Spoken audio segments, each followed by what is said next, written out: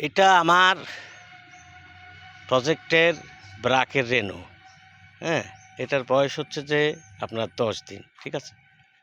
তো আমার প্রজেক্টে আমি 2 কেজি আপনার রুই মাছের রেনু ছাড়ছি এবং বর্তমানে রেনুগুলোকে আমি খাবার দিচ্ছি। হ্যাঁ, এখানে আমি খাবার দিচ্ছি। তো এখানে যে মাছগুলো এসেছে সে মাছগুলো ছাড়াও আমার দিঘির অন্যান্য আশেপাশে অনেকগুলো রেনু দেখা যায়। আমার দিঘিটার বর্তমান স্পেস হলো 1.5 একর। তো মোটামুটি আমি ডেলি 2 বার মেগা পাউডার খাওয়াচ্ছি।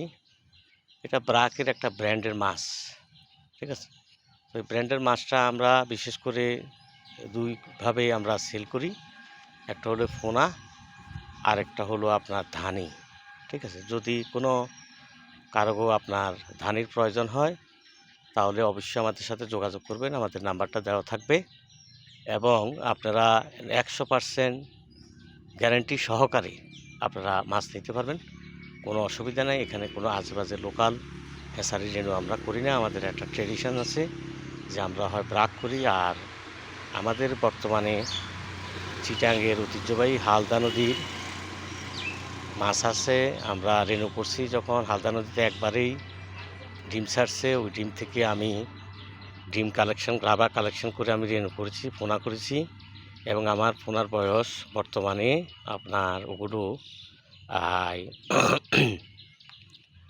1 মাস 15 দিন, মানে 45 দিন। মাছের সাইজ হলো 5 ইঞ্চি 6 ইঞ্চি। এখানে আছে আমার মিরকা আছে, কাতল আছে অসংখ্য, আর আপনার রুইর সংখ্যা খুব কম। রেনুর সাথে আমি 20% রুই হবে। তো এখানে না, সেটা অন্য পুকুরে।